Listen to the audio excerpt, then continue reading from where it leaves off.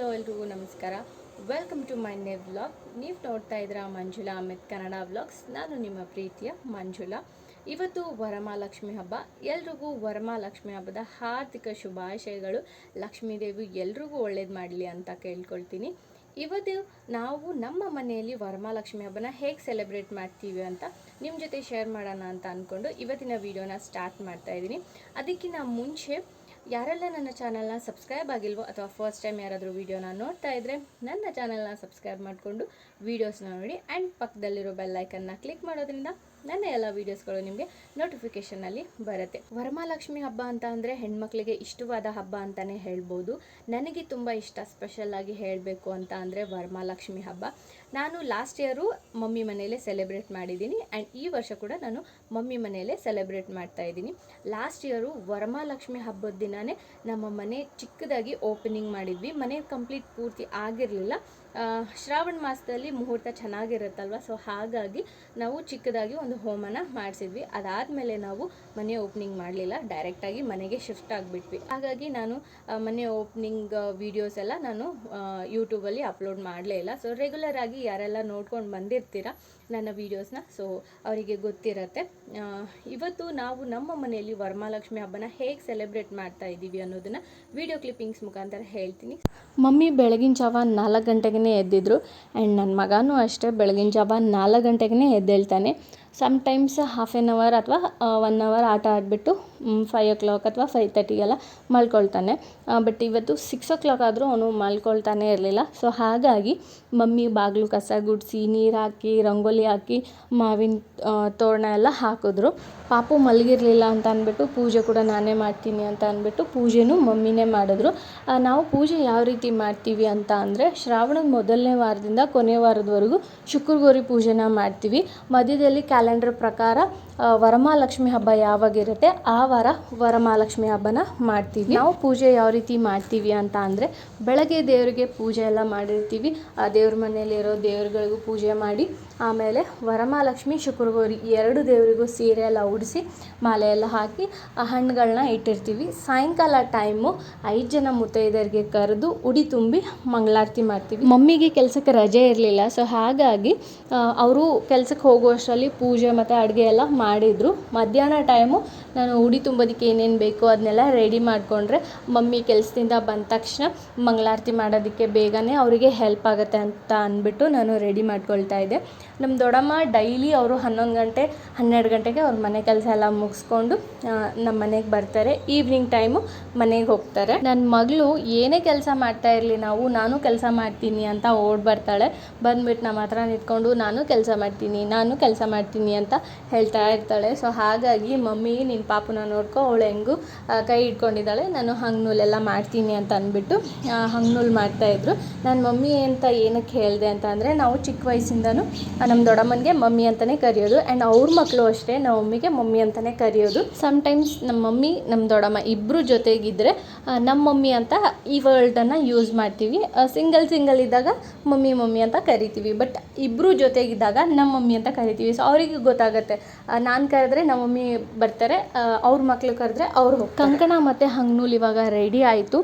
ಇದನ್ನು ಮಾಡೋದಕ್ಕೆ ನಾವು ಬಿಳಿ ದಾರನ ಯೂಸ್ ಮಾಡಿರ್ತೀವಿ ಆ್ಯಂಡ್ ಹಾಗೆಯೇ ಇದಕ್ಕೆ ನಾವು ಅರಿಶಿನ ಮತ್ತು ಕುಂಕುಮನ ಹಚ್ಚುತ್ತೀವಿ ಬಿಳಿ ದಾರಕ್ಕೆ. ವಿಡಿಯೋದಲ್ಲಿ ನೋಡ್ತಾ ಇರ್ಬೋದು ನೀವು. ದೇವರಿಗೆ ಮಂಗಳಾರತಿ ಎಲ್ಲ ಆದಮೇಲೆ ಅಕ್ಷತೆ ಹಾಕ್ತೀವಲ್ಲ, ಅದಕ್ಕೂ ಅಷ್ಟೇ ಅರಿಶಿನ ಕುಂಕುಮನ ಹಾಕಿ ಮಿಕ್ಸ್ ಮಾಡ್ತಾ ಇದ್ದೀನಿ. ಇನ್ನು ಉಡಿ ತುಂಬೋದಕ್ಕೆ ರೆಡಿ ಮಾಡ್ಕೊಳ್ತಾ ಇದ್ದೀನಿ. ಉಡಿನಲ್ಲಿ ಏನೇನು ಇಡ್ತೀವಿ ಅಂತ ಅನ್ನೋದನ್ನು ಹೇಳ್ತೀನಿ ಇವಾಗ. ಉಡಿಗೆ ನಾವು 2 ಎಲೆ ತೊಗೊಂಡಿದ್ದೀವಿ. ಇದಕ್ಕೆ ನಾವು ಅಂಬಾಡಿ ಎಲೆ ಅಂತ ಕರಿತೀವಿ. ಎಲೆ ಮೇಲೆ 2 ಅಡಿಕೆ ಇಟ್ಟಿದ್ದೀವಿ. ಬೆಳಗ್ಗೆ ನೆನೆ ಹಾಕಿರೋ ಕಡಲೆಬೇಳೆ ಅಥವಾ ಕಡಲೆಕಾಳು ಯಾವುದಾದ್ರೂ ಯೂಸ್ ಮಾಡ್ಕೊಳ್ಬೋದು. ನಾವಿಲ್ಲಿ ಕಡಲೆಬೇಳೆನ ನೆನೆ ಹಾಕಿದ್ವಿ, ಸೊ ಹಾಗಾಗಿ ಕಡಲೆಬೇಳೆನ ಉಡಿ ಮೇಲೆ ಇಡ್ತಾ ಇದ್ದೀವಿ. ಇದ್ರ ಜೊತೆಗೆ ಸ್ವಲ್ಪ ಅಕ್ಷತೆ ಹಾಕೋದು. ಅಕ್ಷತೆ ಆದಮೇಲೆ ಹಂಗ್ನೂಲು ಮತ್ತು ಕಂಕಣನ ನಾವು ರೆಡಿ ಮಾಡಿ ಇಟ್ಕೊಂಡಿರ್ತೀವಲ್ಲ, ಸೊ ಅದನ್ನು ಇಡೋದು. ಇದ್ರ ಜೊತೆಗೆ ತಲೆಗೆ ಮುಡ್ಕೊಳ್ಳೋದಕ್ಕೆ ಒಂದೊಂದು ಹೂವು ಇಟ್ಟಿರ್ತೀವಿ. ಅದಾದಮೇಲೆ ಒಂದು ಪೇರುಕಾಯಿ ಅಥವಾ ಬಾಳೆಹಣ್ಣು 2ರಲ್ಲಿ ಯಾವುದಾದ್ರೂ ಯೂಸ್ ಮಾಡ್ಬೋದು. ನಾವು ಪೇರುಕಾಯಿನ ಯೂಸ್ ಮಾಡ್ತಾ ಇದ್ದೀವಿ. ಸೊ 5 ಜನ ಮುತ್ತೈದರಿಗೆ ನಾವು ಕರಿತೀವಿ. ಸೊ 5 ಉಡಿನ ನಾವು ರೆಡಿ ಮಾಡಿದ್ದೀವಿ. ಬಾಳೆಹಣ್ಣು ಯೂಸ್ ಮಾಡೋರು ಯೂಸ್ ಮಾಡ್ಕೊಳ್ಬೋದು. ನಾವು ನಮ್ಮ ಮನೆಯಲ್ಲಿ ಯಾವ ರೀತಿ ಉಡಿನ ರೆಡಿ ಮಾಡ್ತೀನಿ ಅದನ್ನಷ್ಟೇ ತೋರಿಸ್ತಾ ಇದ್ದೀನಿ. ಸಾಯಂಕಾಲ ಕಸ ಎಲ್ಲ ಗುಡಿಸಿ ದೇವ್ರ ಮುಂದೆ ರಂಗೋಲಿ ಹಾಕಿದ್ದೆ. ಇದೇ ಫಸ್ಟ್ ಟೈಮ್ ನಾನು ಕಳಶನ ಹಾಕಿದ್ದು. ನಮ್ಮ ಮನೆಯಲ್ಲಿ ವೈಟ್ ಟೈಲ್ಸ್ ಇದ್ದಿದ್ದರಿಂದ ಕಲರ್ ರಂಗೋಲಿನ ಹಾಕಿದ್ದೀನಿ. ಈ ವರ್ಷ ನಾವು ನಮ್ಮ ಹೊಸ ಮನೆಯಲ್ಲಿ ವರಮಹಾಲಕ್ಷ್ಮಿ ಹಾಗೂ ಶುಕ್ರಗೌರಿ ಪೂಜೆನ ಹಾಲಲ್ಲಿ ಮಾಡಿದ್ದೀವಿ. ನಾನು ಲಾಸ್ಟ್ ನಾಗಪಂಚಮಿ ವ್ಲಾಗಲ್ಲಿ ದೇವ್ರ ಮನೆ ತೋರಿಸಿದ್ದೀನಿ. ಸೊ ಚಿಕ್ಕದಿದೆ ನಮ್ಮ ದೇವ್ರ ಮನೆ. ನಾವು ಈ ಥರ ಪೂಜೆಗಳನ್ನೆಲ್ಲ ಹಾಲಲ್ಲಿ ಮಾಡಿದ್ರೆ ಚೆನ್ನಾಗಿರುತ್ತೆ ಅಂತ ಅಂದ್ಬಿಟ್ಟು ದೇವ್ರ ಮನೆನ ಚಿಕ್ಕದಾಗಿ ಮಾಡಿಸ್ಕೊಂಡಿದ್ದೀವಿ. ಮಮ್ಮಿಗೆ ಕೆಲಸಕ್ಕೆ ರಜೆ ಇರಲಿಲ್ಲ. ಸೊ ಹಾಗಾಗಿ ಅವರು ಕೆಲಸಕ್ಕೆ ಹೋಗೋಷ್ಟರಲ್ಲಿ ಪೂಜೆ ಎಲ್ಲ ಮುಗಿಬೇಕು ಅಂತ ಅಂದ್ಬಿಟ್ಟು ನಾವು ನೈಟು ಟೇಬಲ್ನೆಲ್ಲ ಸೆಟ್ ಮಾಡಿದ್ವಿ. ಬೆಳಗ್ಗೆ ಎಲ್ಲ ಸೆಟ್ ಮಾಡ್ತೀವಿ ಅಂತ ಅಂದರೆ ಅದು ಆಗೋದೇ ಇಲ್ಲ. ಸೊ ಹಾಗಾಗಿ ಇವಾಗೇನು ನೀವು ನೋಡ್ತಾ ಇದ್ದೀರಲ್ಲ, ಸೊ ಇಲ್ಲಿ ಸಿಂಗಲ್ ಸೋಫಾ ಇದೆ. ಫಸ್ಟಿಗೆ ಅಲ್ಲಿ 3 ಸೀಟರ್ ಸೋಫಾ ಇತ್ತು. ಸೊ ಅದನ್ನು ತೆಗೆದುಬಿಟ್ಟು ಸಿಂಗಲ್ ಸೀಟರ್ ಸೋಫಾನ ಅಲ್ಲಿ ಹಾಕಿ ಅದ್ರ ಪಕ್ಕದಲ್ಲಿ ಟೇಬಲ್ನ ಹಾಕಿ ಶಾಲ್ನ ಹಾಕಿದ್ರು ನಮ್ಮ ಡ್ಯಾಡಿ. ಸೊ ನಾನು ನಮ್ಮ ಮಮ್ಮಿ ಸ್ಯಾರಿ ಡ್ರಾಪಿಂಗ್ ಎಲ್ಲ ಮಾಡ್ತಾಯಿದ್ವಿ. ಸೊ ಬೆಳಗ್ಗೆ ಇದೆಲ್ಲ ಮಾಡ್ಕೊಳ್ಬೇಕು ಅಂತ ಅಂದರೆ ಬೆಳಗ್ಗೆ ಮಮ್ಮಿ ಕೆಲಸಕ್ಕೆ ಹೋಗೋಷ್ಟರಲ್ಲಿ ಇದೆಲ್ಲ ಆಗೋದೇ ಇಲ್ಲ. ಸೊ ಹಾಗಾಗಿ ಇಡೀ ಒಂದಿನ ಬೇಕಾಗುತ್ತೆ ಅಂತ ಅಂದ್ಬಿಟ್ಟು ನಾವು ನೈಟು ಸ್ಯಾರಿ ಡ್ರಾಪಿಂಗು ಮತ್ತು ಟೇಬಲ್ನೆಲ್ಲ ಸೆಟ್ ಮಾಡ್ಕೊಂಡ್ವಿ. ಈ ರೀತಿ ಸಣ್ಣ ಪುಟ್ಟ ಕೆಲಸಗಳನ್ನು ಮಾಡಿಕೊಂಡ್ರೆ ವರ್ಕಿಂಗ್ ವುಮೆನ್ಸ್ ಯಾರೇ ಆಗಿರಲಿ, ಸೊ ಬೆಳಗ್ಗೆ ಎದ್ದ ತಕ್ಷಣ ಏನು ಕೆಲಸಗಳನ್ನ ಮಾಡ್ಕೋಬೇಕೋ ಸೊ ಅದೆಲ್ಲ ಮಾಡಿಕೊಂಡು ಕೆಲಸಕ್ಕೆ ಹೋಗ್ಬೋದು. ಸೊ ನಮ್ಮ ಮಮ್ಮಿನೂ ಅಷ್ಟೇ ಏನಾದರೂ ಸಣ್ಣ ಪುಟ್ಟ ಕೆಲಸಗಳಿದ್ದರೆ ಸೊ ಅದನ್ನೆಲ್ಲನೂ ನೈಟು ರೆಡಿ ಮಾಡಿಟ್ಕೊಂಡು ಬೆಳಗ್ಗೆ ಪೂಜೆಗಳು ಏನೇನಿರುತ್ತೆ ಸೊ ಅದೆಲ್ಲ ಮಾಡಿಬಿಟ್ಟು ಕೆಲ್ಸಕ್ಕೆ ಹೋಗ್ತಾರೆ. ಸೊ ನಮ್ಮ ಮನೆಯಲ್ಲಿ ಈ ರೀತಿ ಮಾಡ್ಕೊಳ್ತೀವಿ. ನಾನು ಆದರೂ ಅಷ್ಟೇ ಬ್ಯಾಂಗ್ಳೂರಲ್ಲಿ ಏನೇನು ಬೇಕೋ ಅದೆಲ್ಲನೂ ನೈಟೇ ರೆಡಿ ಮಾಡಿಟ್ಕೊಂಡು ಬೆಳಗ್ಗೆ ಪೂಜೆ ಎಲ್ಲ ಮಾಡ್ಕೊಳ್ತೀನಿ. ಈ ವಿಡಿಯೋ ಕ್ಲಿಪ್ಪಿಂಗು ನಮ್ಮ ಡ್ಯಾಡಿ ಕ್ಯಾಪ್ಚರ್ ಮಾಡಿರೋದು ಉಡಿ ತುಂಬಬೇಕಾದ್ರೆ. ನಮ್ಮ ಮಮ್ಮಿ ಸ್ಟ್ರಿಕ್ಟಾಗಿ ಹೇಳಿದ್ರು ನನಗೆ, ವರಮಹಾಲಕ್ಷ್ಮಿ ಹಬ್ಬದ ದಿವಸ ಮನೇಲಿದೆಯಾ ಮಗಳು, ನೀನೇ ಎಲ್ರಿಗೂ ಉಡಿ ತುಂಬಬೇಕು ಆ್ಯಂಡ್ ಸ್ಯಾರಿನ ವೇರ್ ಮಾಡು ಅಂತ. ಪಂಚಮಿ ಹಬ್ಬದಲ್ಲಿ ನಾನು ಸ್ಯಾರಿನ ವೇರ್ ಮಾಡಲ್ಲ ಅಂತ ಹೇಳಿದ್ದೆ ಮಮ್ಮಿಗೆ. ಸೊ ಹಾಗಾಗಿ ಈ ಸತಿ ನೀನು ಸ್ಯಾರಿ ವೇರ್ ಮಾಡಲೇಬೇಕು ಅಂತ ಹೇಳಿದರು. ಹಾಗಾಗಿ ನಾನು ಸಿಂಪಲ್ ಆಗಿರೋ ಸ್ಯಾರಿನ ವೇರ್ ಮಾಡಿದ್ದೆ. ನನಗೂ ಸ್ಯಾರೀಸ್ ಅಂದರೆ ಇಷ್ಟ. ಹಬ್ಬ ಟೈಮಲ್ಲೆಲ್ಲ ನಾನು ಸ್ಯಾರಿನೇ ಜಾಸ್ತಿ ಚೂಸ್ ಮಾಡೋದು. ಡ್ರೆಸ್ಸಸ್ಸು ತುಂಬಾ ಕಡಿಮೆ. ನೀವು ಇನ್ಸ್ಟಾದಲ್ಲಿ ನೋಡಿದ್ರೆ ನಿಮಗೆ ಗೊತ್ತೇ ಇರುತ್ತೆ. ಇನ್ಸ್ಟಾದಲ್ಲಿ ನನ್ನನ್ನು ಫಾಲೋ ಮಾಡ್ತಾ ಇದ್ದರೆ ಆ್ಯಂಡ್ ಯೂಟ್ಯೂಬಲ್ಲೂ ಅಷ್ಟೇ ಯಾವುದಾದ್ರೂ ಹಬ್ಬದ್ದು ವ್ಲಾಗ್ ಮಾಡಿದ್ರೆ ಆ ದಿನ ನಾನು ಸ್ಯಾರಿನೇ ಉಟ್ಕೊಂಡಿರ್ತೀನಿ. ಆ್ಯಂಡ್ ಇವಾಗ ನಾನು ಪಾಪುಗೆ ಫೀಡ್ ಮಾಡ್ತೀನಲ್ಲ, ಸೊ ಹಾಗಾಗಿ ಸ್ವಲ್ಪ ಅನ್ಕಂಫರ್ಟಬಲ್ ಫೀಲ್ ಆಗುತ್ತೆ. ಪಾಪು ಅಳೋದಕ್ಕೆ ಸ್ಟಾರ್ಟ್ ಮಾಡಿದ ತಕ್ಷಣ ಅವನಿಗೆ ಫೀಡ್ ಮಾಡಬೇಕು. ಇವಾಗ ನಾನು ಅವನಿಗಿನ್ನ ಸಾಲಿಡ್ ಫುಡ್ನ ಸ್ಟಾರ್ಟ್ ಮಾಡಿಲ್ಲ. 6 ಮಂತ್ ಸ್ಟಾರ್ಟ್ ಆದಮೇಲೆ ಸಾಲಿಡ್ ಫುಡ್ನ ಸ್ಟಾರ್ಟ್ ಮಾಡೋಣ ಅಂತ ಅಂದ್ಕೊಂಡಿದ್ದೀನಿ. ಇವಾಗ ಅವನಿಗೆ 5 ಮಂತ್ಸ್ ರನ್ನಿಂಗ್ ಇದೆ. 5 ಕಂಪ್ಲೀಟ್ ಆಗಲಿ ಅಂತ ನಾನು ವೆಯ್ಟ್ ಮಾಡ್ತಾಯಿದ್ದೀನಿ.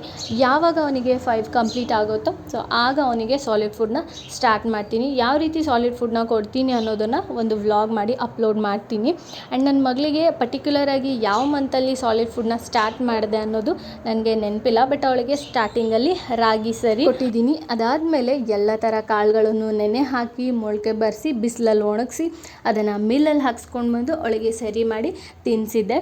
ಅವಳಿಗೆ ಜಾಸ್ತಿ ದಿನ ನಾನು ಸರಿ ತಿನ್ನಿಸಿಲ್ಲ. ಅವಳು ಬೇಗನೆ ಊಟ ಮಾಡೋದಕ್ಕೆ ಸ್ಟಾರ್ಟ್ ಮಾಡಿದ್ಲು. ಸೊ ಹಾಗಾಗಿ ಇಲ್ಲಿ ಉಡಿ ತುಂಬಬೇಕಾದ್ರೆ ನನ್ನ ಮಗಳು ನನಗೂ ಉಡಿ ತುಂಬಿ ಅಂತ ಕೇಳ್ತಾ ಇದ್ಲು. ಸೊ ಹಾಗಾಗಿ ಅವಳಿಗೂ ಉಡಿ ತುಂಬಿತು. ನೀವು ವಿಡಿಯೋದಲ್ಲಿ ನೋಡಿರ್ಬೋದು. ಸ್ಟಾರ್ಟಿಂಗ್ಗೆ ಪೂಜೆ ಎಲ್ಲ ಮಾಡಿ ಮಂಗಳಾರತಿ ಮಾಡಿದ್ವಿ. ಮಂಗಳಾರತಿ ಮಾಡಬೇಕಾದ್ರೆ ನಮ್ಮ ಮನೆ ಎದುರುಗಡೆ ಒಬ್ಬರು ಅಜ್ಜಿ ಇದ್ದಾರೆ. ದೇವ್ರ ಸಾಂಗ್ ಅವ್ರು ಹಾಡಿದ್ರು. ಅವ್ರ ಜೊತೆಗೆ ನಾನು ಒಂದು ಸಾಂಗ್ ಹಾಡಿದೆ. ಫಿಲ್ಮಲ್ಲಿ ಬರುತ್ತಲ್ಲ, ಬಾರಮ್ಮ ಬಡವರ ಮನೆಗೆ ಬಾರಮ್ಮ, ಆ ಸಾಂಗ್ ನಂಗೆ ತುಂಬಾ ಇಷ್ಟ. ನಾನು ಪ್ರತಿ ವರ್ಷ ಶ್ರಾವಣ ಮಾಸದಲ್ಲಿ ಶುಕ್ರವಾರ ಶುಕ್ರಗೌರಿ ಪೂಜೆ ಮಾಡ್ತೀವಿ. ಸೊ ಆ ಟೈಮಲ್ಲಿ ಈ ಸಾಂಗನ್ನೇ ಹೇಳ್ತೀನಿ. ಇತ್ತೀಚೆಗೆ ನನ್ನ ಮಗನಿಗೆ ನಿದ್ದೆ ಕಡಿಮೆ ಆಗ್ತಾಯಿದೆ, ಆಟ ಆಡೋದು ಜಾಸ್ತಿ ಆಗ್ತಾಯಿದೆ. ಅವನು ಮಲಗಿದ್ದಾಗ ನಾನು ವೀಡಿಯೋ ಕ್ಯಾಪ್ಚರ್ ಮಾಡ್ಕೊಳ್ಳೋಣ, ಎದ್ದಾಗ ಅವನು ಆಟ ಆಡ್ತಾ ಇರಬೇಕಾದ್ರೆ ವಾಯ್ಸ್ ಓವರ್ ಕೊಡೋಣ ಅಂತ ಅಂದ್ಕೊಳ್ತೀನಿ. ವಾಯ್ಸ್ ಓವರ್ ಕೊಡಬೇಕಾದ್ರೆ ಕಿರ್ಚಾಡ್ತಾ ಇರ್ತಾನೆ. ಅವನಿಗೂ ಗೊತ್ತಾಗುತ್ತೇನೋ ನಾನು ವಾಯ್ಸ್ ಓವರ್ ಕೊಡ್ತಾ ಇದ್ದೀನಿ ಅಂತ ಅಂದ್ಬಿಟ್ಟು. ಸೊ ಹಾಗಾಗಿ ರಕ್ಷಾಬಂಧನದ್ದು ವಿಡಿಯೋ ಕ್ಲಿಪ್ಪಿಂಗ್ನು ಕೂಡ ನಾನು ಇದರಲ್ಲಿ ಆ್ಯಡ್ ಮಾಡ್ತಾ ಇದ್ದೀನಿ. ರಕ್ಷಾಬಂಧನ ದಿನ ಒಂದು ವ್ಲಾಗ್ ಮಾಡೋಣ ಅಂತ ಅಂದ್ಕೊಂಡೆ. ಬಟ್ ವ್ಲಾಗ್ ಮಾಡೋಕ್ಕೆ ಆಗಲಿಲ್ಲ ಅವತ್ತು. ಯಾಕಂತ ಅಂದರೆ ನಮ್ಮ 3 ಜನ ಬ್ರದರ್ಸ್ಗೆ ಕೆಲಸಕ್ಕೆ ರಜೆ ಇರಲಿಲ್ಲ. ಸೊ ಹಾಗಾಗಿ ನನ್ನ ತಮ್ಮ ಅಂತೂ ಬೆಳಗ್ಗೆ 8 o'clock ಹೊರಟ್ಬಿಟ್ಟ, ಕೆಲಸ ಇದೆ, ಕಾಲ್ ಬಂತು ಅಂತ ಅಂದ್ಬಿಟ್ಟು. ಸೊ ಹಾಗಾಗಿ ಅವನಿಗೆ ಈವ್ನಿಂಗ್ ರಾಖಿ ಕಟ್ಟಿದ್ದೀನಿ. ಆ್ಯಂಡ್ ನಮ್ಮಿಬ್ಬರು ಕಸಿನ್ಸು ಲೇಟಾಗಿ ಹೋಗ್ತಾಯಿದ್ರು. ಸೊ ಹಾಗಾಗಿ ಅವರಿಗೆ 9 o'clock ರಾಖಿ ಕಟ್ಟಿದ್ದೆ. ಹೋಪ್ ಎಲ್ರಿಗೂ ಈ ವಿಡಿಯೋ ಇಷ್ಟ ಆಗಿದೆ ಅಂತ ಅಂದ್ಕೊಳ್ತೀನಿ. ಇಷ್ಟ ಆಗಿದ್ರೆ ಲೈಕ್, ಕಮೆಂಟ್, ಶೇರ್ನ ಮಾಡಿ. ಮತ್ತೊಂದು ಹೊಸ ವ್ಲಾಗ್ ಜೊತೆಗೆ ನಾನು ನಿಮಗೆ ಸಿಗ್ತೀನಿ. ಅಲ್ಲಿವರೆಗೂ thank you so much for watching this video and love you all. Bye.